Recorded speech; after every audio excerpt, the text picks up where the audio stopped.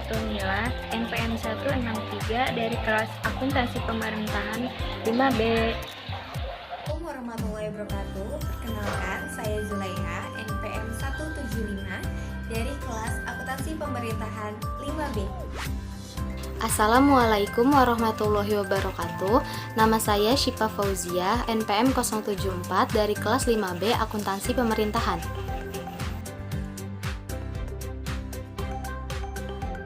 Saya akan menjelaskan materi pertama tentang PSAP nomor 1 pada PP nomor 24 tahun 2005 dan PP nomor 71 tahun 2010. Peraturan Pemerintah Nomor 24 Tahun 2005 dinyatakan dicabut dan tidak berlaku lagi dengan diterbitkannya Peraturan Pemerintah Nomor 71 Tahun 2010. Sesuai dengan PP Nomor 71 Tahun 2010, penerapan SAP berbasis akrual dapat dilaksanakan secara bertahap. Pemerintah dapat menerapkan SAP berbasis kas menuju akrual paling lama 4 tahun setelah tahun anggaran 2010. PP nomor 24 tahun 2005 masih dilaksanakan dalam rangka proses transisi penyusunan laporan keuangan berbasis kas menuju akrual kepada penyusunan laporan keuangan berbasis akrual. Substansi PP 24 tahun 2005 ini dinyatakan dalam lampiran 2 PP 71 tahun 2010 tentang SJTP. Materi selanjutnya yaitu tentang PSAP nomor 1 penyajian laporan keuangan. Tujuan PSAP nomor 1 mengatur penyajian laporan keuangan untuk tujuan umum General Purpose Financial Statements dalam rangka meningkatkan keterbandingan laporan keuangan baik terhadap anggaran antar periode maupun antar entitas. Laporan keuangan disusun dengan menerapkan basis kas untuk pengakuan pos-pos pendapatan, belanja dan pembiayaan serta basis akrual untuk pengakuan pos-pos aset, kewajiban dan ekuitas dana. Yang selanjutnya yaitu ruang lingkup. Menurut PP nomor 24 tahun 2005, laporan keuangan untuk tujuan umum yang disusun dan disajikan dengan basis kas. Untuk pengakuan pos-pos pendapatan, belanja, transfer dan pembiayaan serta basis akrual untuk pengakuan pos-pos aset, kewajiban dan ekuitas dana. Sedangkan menurut PP nomor 71 tahun 2010, laporan keuangan untuk tujuan umum yang disusun dan disajikan dengan basis akrual.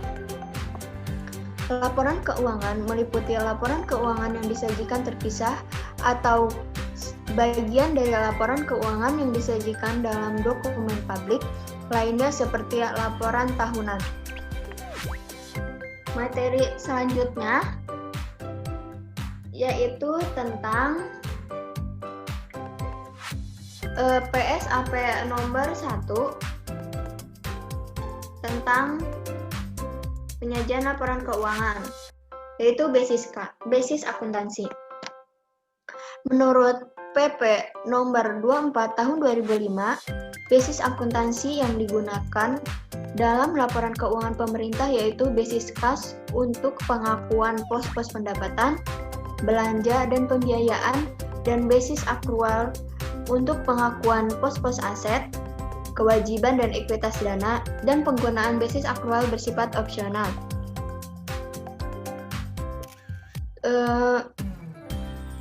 Entitas pelaporan yang menyelenggarakan akuntansi dan menyajikan laporan keuangan dengan menggunakan basis akrual tetap menyajikan laporan realisasi anggaran berdasarkan basis kas. Sedangkan menurut PP nomor 71 tahun 2010, basis akuntansi yang digunakan dalam laporan keuangan pemerintah yaitu basis akrual. Entitas pelaporan yang menyelenggarakan akuntansi berbasis akrual menyajikan laporan realisasi anggaran berdasarkan basis yang ditetapkan dalam peraturan perundang-undang tentang anggaran. Materi selanjutnya yaitu tentang tujuan laporan keuangan. Tujuan umum laporan keuangan adalah menyajikan informasi mengenai posisi keuangan, realisasi anggaran, arus kas, dan kinerja keuangan suatu entitas pelaporan yang bermanfaat bagi para pengguna dalam membuat dan mengevaluasi keputusan mengenai alokasi sumber daya. Secara spesifik, tujuan pelaporan keuangan pemerintah adalah untuk menyajikan informasi yang berguna untuk pengambilan keputusan dan untuk menunjukkan akuntabilitas entitas pelaporan atas sumber daya yang dipercayakan kepadanya. Materi selanjutnya yaitu tentang informasi laporan keuangan. Untuk memenuhi tujuan umum laporan keuangan, menyediakan informasi mengenai entitas laporan. PSAP nomor 1 PP nomor 24 tahun 2005. Yang pertama itu ada aset. Aset adalah sumber daya ekonomi yang dikuasai dan dimiliki oleh pemerintah sebagai akibat dan peristiwa masa lalu dan dari masa manfaat ekonomi dan sosial di masa depan. Terus selanjutnya kewajiban. Kewajiban adalah utang yang timbul dari peristiwa masa lalu yang mengakibatkan aliran keluar sumber daya ekonomi pemerintah. Selanjutnya ada pendapatan. Selanjutnya ada ekuitas dana. Ekuitas dana adalah kekayaan bersih pemerintah yang merupakan selisih antara aset dan kewajiban pemerintah. Selanjutnya ada pendapatan. Pendapatan adalah semua penerimaan rekening kas umum negara dan atau daerah yang menambah ekuitas dana lancar dalam periode tahun anggaran yang bersangkutan yang menjadi hak pemerintah dan tidak perlu dibayar kembali oleh pemerintah. Selanjutnya ada belanja. Belanja adalah semua pengeluaran dari rekening kas umum negara atau daerah yang mengurangi ekuitas dana lancar dalam periode tahun anggaran bersangkutan yang tidak akan diperoleh pembayarannya oleh pemerintah. Selanjutnya ada transfer. Transfer adalah penerimaan atau pengeluaran uang dari suatu entitas pelapor kepada entitas pelapor lain, termasuk dana perimbangan dan dana bagi hasil. Selanjutnya ada pembiayaan. Pembiayaan adalah setiap penerimaan yang perlu dibayarkan kembali atau pengeluaran yang akan diterima kembali baik pada tahun anggaran yang bersangkutan maupun tahun-tahun anggaran berikutnya. Selanjutnya ada arus kas. Arus kas adalah arus masuk dan arus kas keluar dan setara kas pada bendahara umum negara atau daerah. Materi selanjutnya akan dijelaskan oleh teman saya, yaitu Siva Fauzia. Baiklah, terima kasih Askia. Selanjutnya saya akan menjelaskan tentang informasi laporan keuangan menurut PSAP nomor 01 PP nomor 71 tahun 2010. Yang pertama ada aset, kewajiban, ekuitas, pendapatan yang berada di laporan realisasi anggaran, belanja, transfer, pembiayaan, saldo anggaran lebih, pendapatan yang berada di laporan operasional, beban, dan arus kas. Informasi dalam laporan keuangan yang saya sebutkan tadi sudah relevan untuk memenuhi tujuan laporan keuangan, namun tidak dapat sepenuhnya memenuhi tujuan tersebut.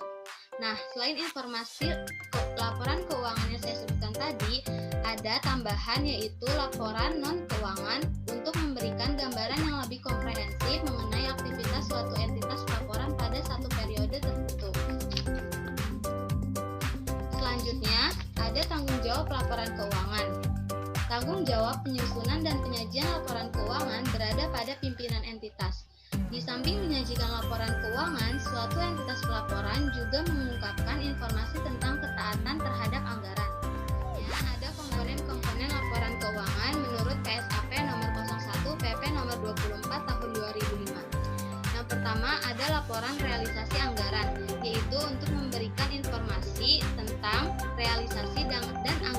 suatu entitas pelaporan secara tersanding. Yang kedua ada neraca, yaitu untuk memberikan informasi tentang aset dan kewajiban yang dimiliki. Yang ketiga ada laporan arus kas untuk memberikan informasi mengenai sumber, penggunaan, dan perubahan kas dan setara kas. Yang keempat ada catatan atas laporan keuangan, yaitu laporan yang disajikan terpisah atau bagian dari laporan keuangan yang disajikan dalam dokumen publik lainnya seperti laporan tahunan. Komponen-komponen laporan keuangan tersebut disajikan oleh entitas pelaporan kecuali laporan arus kas yang hanya disajikan oleh unit yang mempunyai fungsi perbendaharaan. Selanjutnya, komponen-komponen laporan keuangan PSAP nomor 01 PP nomor 71 tahun 2010. Yang pertama ada laporan realisasi anggaran, yang kedua laporan perubahan saldo anggaran lebih, yang ketiga neraca, yang keempat laporan operasional, yang kelima laporan arus kas, yang keenam laporan perubahan ekuitas, dan yang ketujuh catatan atas laporan keuangan. Komponen-komponen laporan keuangan tersebut disajikan oleh setiap entitas pelaporan kecuali laporan arus kas dan laporan perubahan saldo anggaran lebih. Selanjutnya, ada struktur dan isi laporan keuangan. Pernyataan standar ini mensyaratkan adanya pengungkapan tertentu pada lembar muka atau on the page laporan keuangan, mensyaratkan pengungkapan pos-pos lainnya dalam lembar muka laporan keuangan atau dalam catatan atas laporan keuangan, dan merekomendasikan format ilustrasi. Standar ini yang dapat diikuti oleh suatu entitas pelaporan sesuai dengan situasi masing-masing. Istilah pengungkapan dalam arti yang seluas-luasnya meliputi pos-pos yang disajikan dalam setiap lembar muka laporan keuangan maupun dalam catatan atas laporan keuangan. Materi selanjutnya akan disampaikan oleh teman saya, Askia. Oke. Terima kasih rekan Sipa. Selanjutnya saya masih menjelaskan tentang struktur dan isi laporan keuangan. Di sini ada identifikasi laporan keuangan. Laporan keuangan diidentifikasi dan dibedakan secara jelas dari informasi lainnya dalam dokumen terbitan yang sama. Pernyataan standar akuntansi pemerintahan hanya berlaku untuk laporan keuangan dan tidak untuk informasi lain yang disajikan dalam suatu laporan tahunan atau dokumen lainnya. Oleh karena itu, penting bagi pengguna untuk dapat membedakan informasi yang disajikan menurut standar akuntansi pemerintahan dari informasi lain, namun bukan merupakan subjek yang diatur dalam pernyataan standar ini. Selanjutnya, tentang struktur dan isi laporan keuangan. Sini ada periode pelaporan. Laporan keuangan disajikan sekurang-kurangnya sekali dalam setahun. Dalam situasi tertentu, tanggal laporan suatu entitas berubah dan laporan keuangan tahunan disajikan dengan suatu periode yang lebih panjang atau periode dari 1 tahun. Entitas pelaporan mengungkapkan informasi berikut. Yang pertama, alasan menggunakan periode pelaporan tidak 1 tahun. Yang kedua, fakta bahwa jumlah-jumlah komparatif untuk laporan tertentu seperti arus kas dan catatan-catatan terkait tidak dapat diperbandingkan. Materi selanjutnya masih tentang struktur dan isi laporan keuangan. Di sini tentang tepat waktu. Faktor-faktor yang dihadapi seperti kompleksitas operasi suatu entitas pelaporan bukan merupakan alasan yang cukup atas kegagalan pelaporan yang tepat waktu. Batas waktu penyampaian laporan selambat-lambatnya 6 bulan setelah berakhirnya tahun anggaran. Materi selanjutnya tentang PSAP nomor 1 pada PP nomor 24 tahun 2005 dan PP nomor 71 2010, laporan realisasi anggaran. Laporan realisasi anggaran mengungkapkan kegiatan keuangan pemerintah pusat atau daerah yang menunjukkan ketaatan terhadap APBN atau APBD. Laporan realisasi anggaran menyajikan ikhtisar sumber, alokasi, dan penggunaan sumber daya ekonomi yang dikelola oleh pemerintah pusat atau daerah dalam satu periode laporan. Laporan realisasi anggaran mengungkapkan kegiatan keuangan pemerintahan pusat atau daerah yang menunjukkan ketaatan terhadap APBN atau APBD.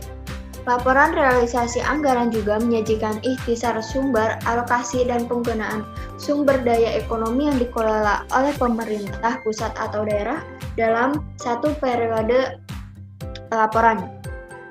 Laporan realisasi anggaran dijelaskan lebih lanjut dalam catatan atas laporan keuangan.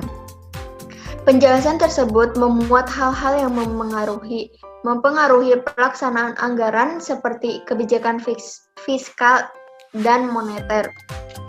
Materi selanjutnya yaitu tentang laporan realisasi anggaran juga. Laporan realisasi anggaran menyajikan sekurang-kurangnya unsur-unsur sebagai berikut. Yang pertama itu ada pendapatan. Pendapatan adalah semua penerimaan rekening kas umum negara atau daerah yang menambah ekuitas dana lancar dalam periode tahun anggaran yang bersangkutan yang menjadi hak pemerintah dan tidak perlu dibayar kembali oleh pemerintah. Yang kedua yaitu ada belanja. Belanja adalah semua pengeluaran dari rekening kas umum negara atau daerah yang mengurangi ekuitas dana lancar dalam periode tahun anggaran bersangkutan yang tidak akan diperoleh pembayaran oleh pemerintah. Selanjutnya yaitu ada transfer. Transfer adalah penerimaan atau pengeluaran uang dari suatu entitas pelapor kepada entitas pelapor lain, termasuk dana perimbangan dan dana bagi hasil. Terus selanjutnya ada surplus atau defisit. Di sini ada surplus defisit LRA, yaitu selisih lebih atau kurang antara pendapatan LRA dan belanja selama 1 tahun periode pelaporan. Kalau yang surplus atau defisit LO adalah selisih antara pendapatan LO dan beban selama suatu periode laporan.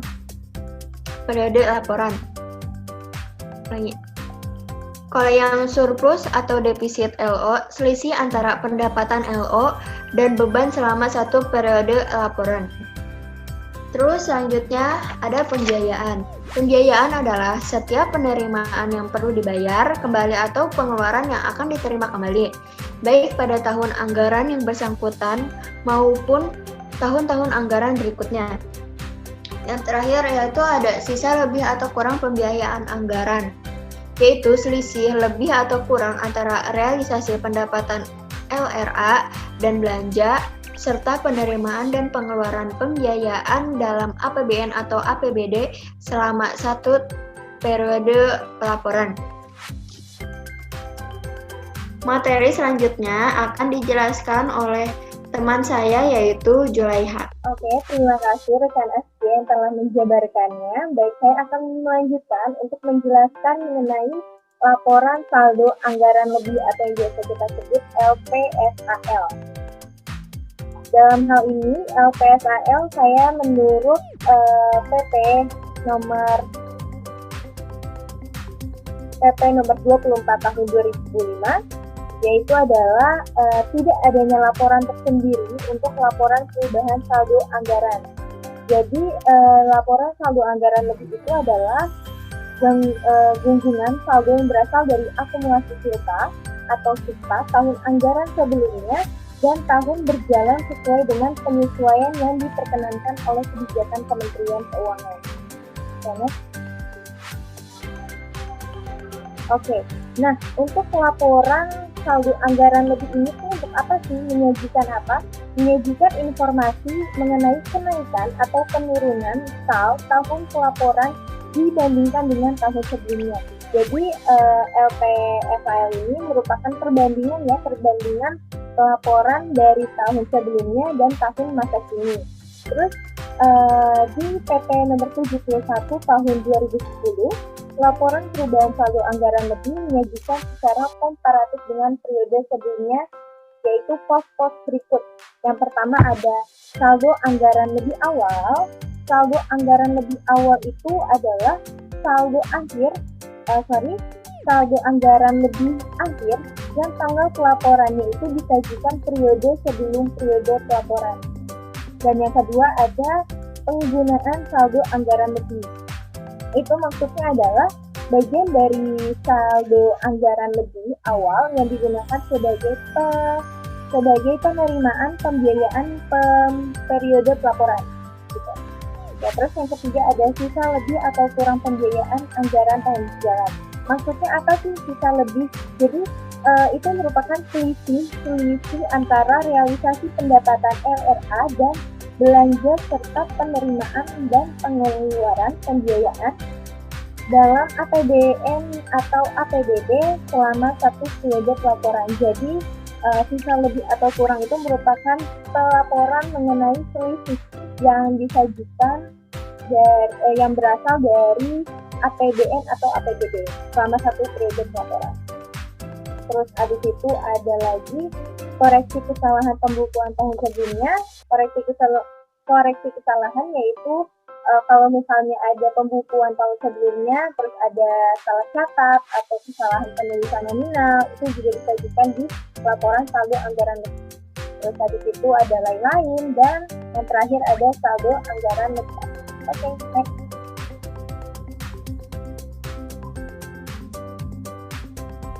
Nah, di dalam PSAP nomor 01 pada PP nomor 24 tahun 2005 dan PP nomor 71 tahun 2010 juga menyebutkan mengenai hal neraca.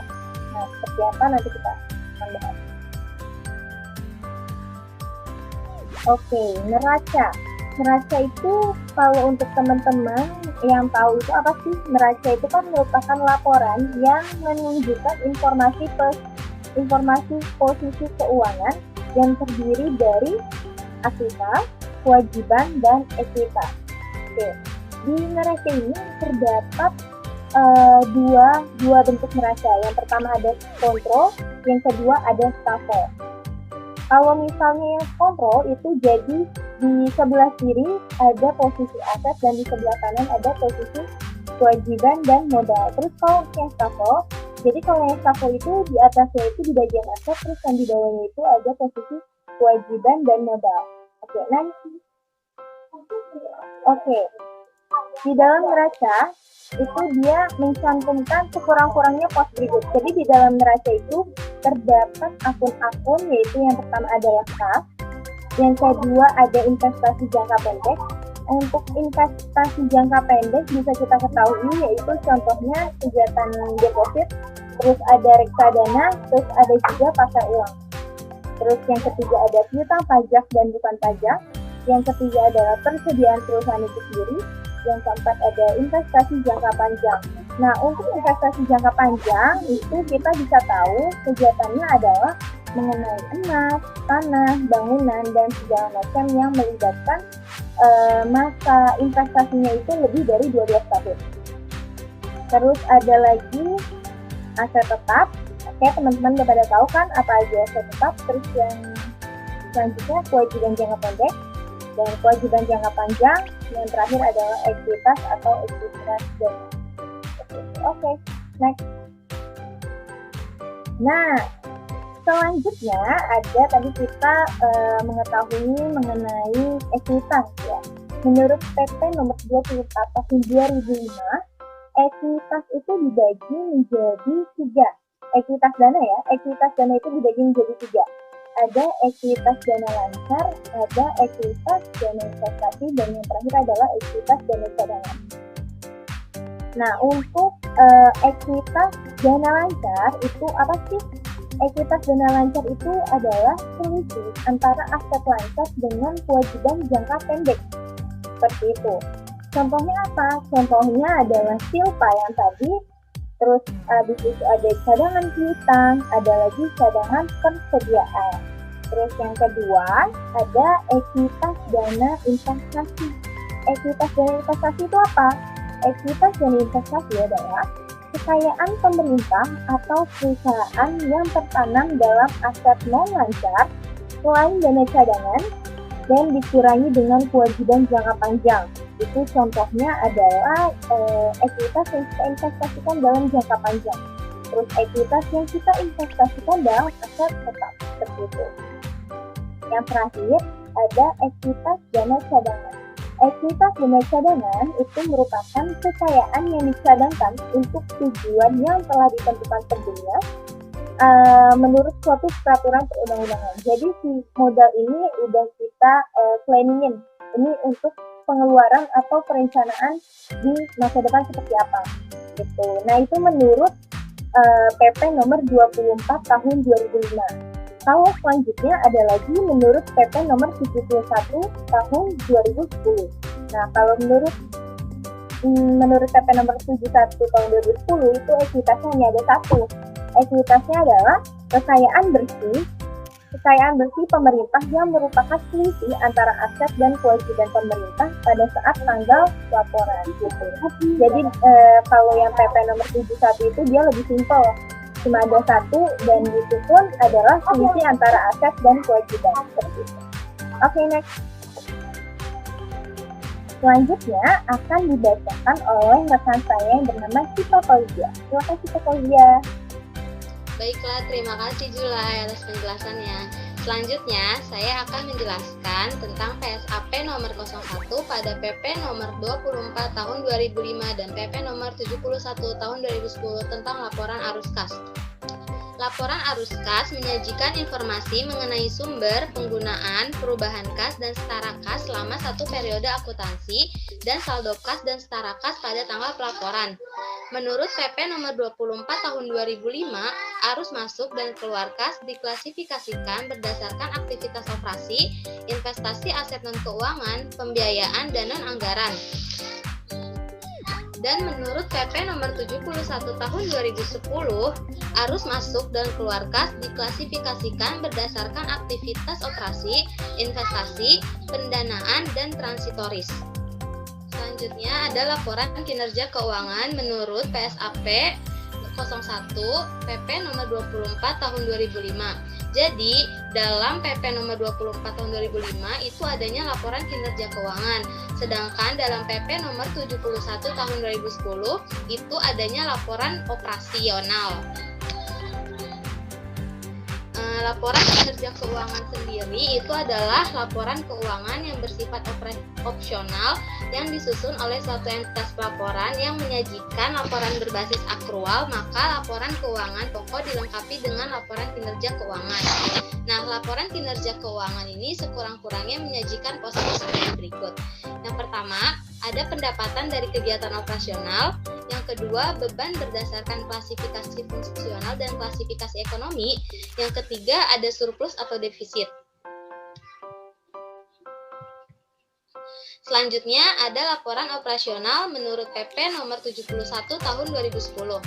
Nah, laporan finansial mencakup laporan operasional yang menyajikan pos-pos sebagai berikut.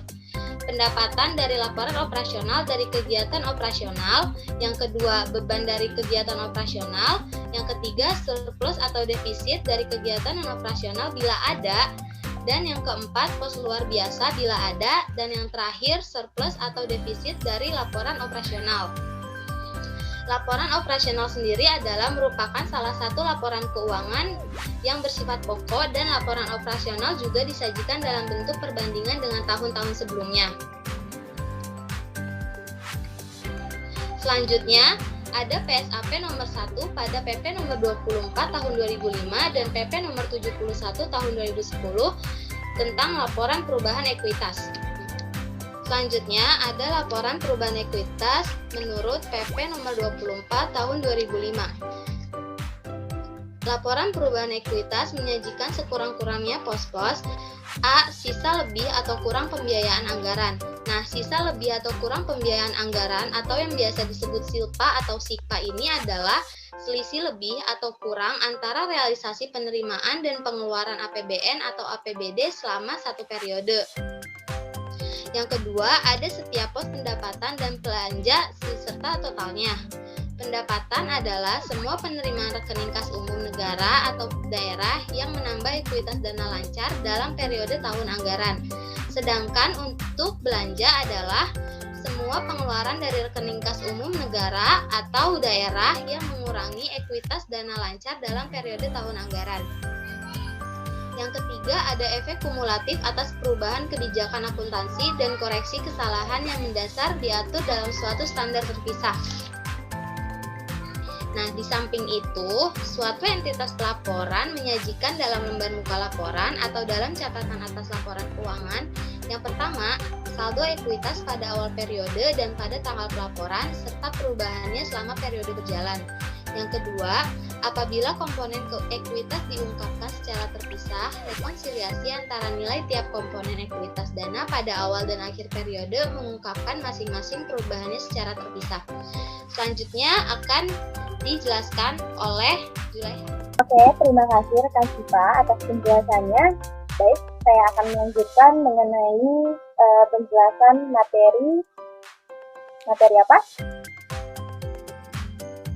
Ya, PSAP nomor 01 pada PP nomor 24 tahun 2005 dan PP nomor 71 tahun 2010. Nah, di dalam PSAP ini juga menyangkut mengenai tentang catatan atas laporan keuangan atau biasa kita sebut sebagai CALK. Oke, next. Apa sih CALK itu? Oke, di dalam catatan atas laporan keuangan dia memiliki suatu struktur, yaitu adalah penjelasan atau daftar perinci atau analisis nilai suatu pos yang disajikan dalam laporan keuangan, termasuk pula dalam catatan atas laporan keuangan, yaitu penyajian informasi yang diharuskan dan dianjurkan oleh SAP, serta pengungkapan lain yang diperlukan untuk penyajian yang wajar atas laporan keuangan. Jadi, catatan atas laporan keuangan itu menyajikan penjelasan yang lebih rinci dan nilai-nilai yang harus diungkapkan gitu, diungkapkan di dalam catatan atas laporan keuangan, meliputi laporan LRA, meliputi laporan perubahan SAL, meliputi laporan operasional dan laporan perubahan ekuitas dan hal lainnya seperti itu. Oke, next. Oke, tadi kan kita udah bahas mengenai catatan atas laporan keuangan. Terus kita juga bahas mengenai penyajian kebijakan akuntansi. Jadi di catatan atas laporan keuangan itu, selain kita menjelaskan pos-pos yang harus diungkapkan secara rinci, kita juga mengungkapkan mengenai penyajian kebijakan akuntansi. Yang pertama, harus berdasar pengukuran yang digunakan dalam penyusunan laporan keuangan. Jadi harus jelas. Terus yang kedua, sampai sejauh mana kebijakan akuntansi itu berkaitan dengan masa transisi standar akuntansi pemerintahan yang diterapkan oleh suatu entitas laporan. Jadi kita bisa lihat nih sejauh mana sih itu laporan keuangan berkaitan dengan SAP pemerintahan yang diterapkan oleh suatu entitas pelaporan. Jadi kita bisa melihat tingkat kewajarannya yang sesuai dengan SAP pemerintahan. Terus yang ketiga, ada setiap kebijakan akuntansi tertentu yang diperlukan untuk memahami laporan keuangan. Nah, di dalam setiap kebijakan akuntansi tertentu itu harus diperlukan karena kita harus memiliki nilai wajar. Nilai wajarnya itu berasal dari mana? Dari si kebijakan akuntansi SAP tersebut. Oke, next.